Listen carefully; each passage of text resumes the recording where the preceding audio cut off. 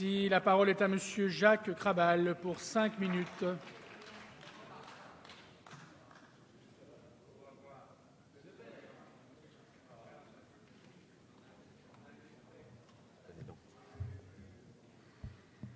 Monsieur le Président, Madame la Ministre, Monsieur le rapporteur, mes chers collègues, nous arrivons aujourd'hui à la fin du parcours législatif du projet de loi portant diverses dispositions d'adaptation au droit de l'Union européenne dans le domaine du développement durable. Ce projet de loi va, comme cela a déjà été dit et répété, nous permettre de transposer 6 directives ainsi que d'autres textes juridiques issus du droit de l'Union européenne pour lesquels la France est en retard. Je pense que nous devons nous réjouir de l'accord de la commission mixte paritaire et des conditions dans lesquelles cet accord est intervenu. C'est en effet à la suite de débats nourris qu'un consensus large a pu être trouvé. C'est l'honneur de notre Parlement de savoir trouver un chemin politique républicain lorsque des problématiques dépassent les clivages partisans, comme c'est le cas pour les transpositions de directives relatives au développement durable. Et pour ma part, je souhaiterais que cela soit plus fréquent. Je tiens à saluer le travail du gouvernement, de Madame la Ministre et de l'ensemble des ministères qui ont permis une élaboration en commun malgré des habitudes de travail dites en silo, souvent bien ancrées dans les grandes directions, une élaboration également en concertation avec le Parlement.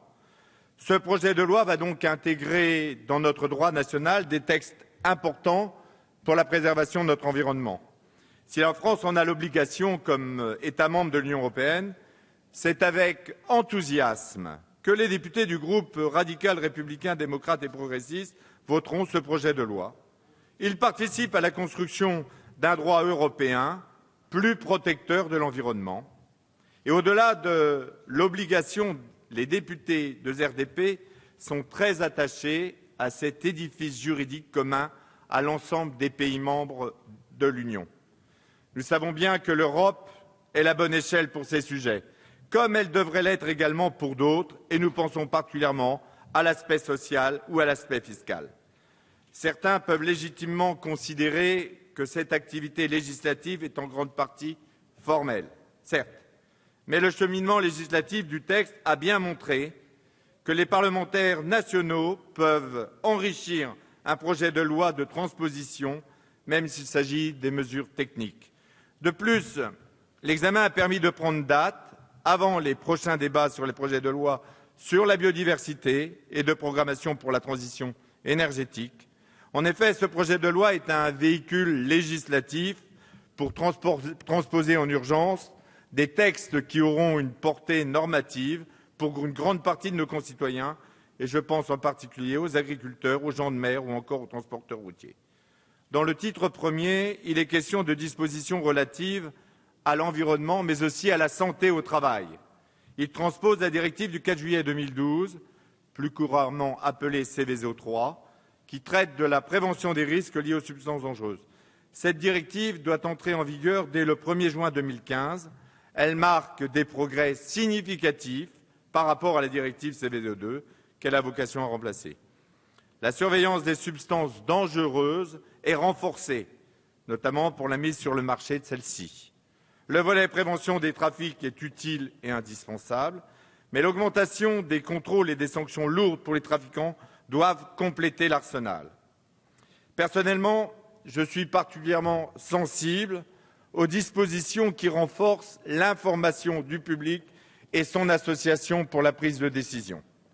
S'il y a une chose que les députés peuvent faire remonter du terrain, c'est bien les plaintes de nos concitoyens, leurs remarques, de dire qu'ils ne sont pas assez associés au débat public et aux décisions qui concernent directement leur territoire, leur cadre de vie du quotidien, que ce soit pour les dangers liés aux risques industriels ou aux risques environnementaux pour les infrastructures. L'article 6 procède à des adaptations du droit français pour les produits biocides. Il tend à transférer à l'Agence européenne des produits chimiques la fonction de coordination et aussi l'évaluation de ces substances. Cela va dans le bon sens. Le groupe de RDP se félicite également des dispositions concernant la Convention du travail maritime et portant modernisation du droit social des gens de la mer, et ce n'est pas Olivia Falorni qui me contredira. L'article 15 établit la responsabilité générale de l'armateur vis-à-vis de tous les gens de mer à bord et sa responsabilité financière à cet égard.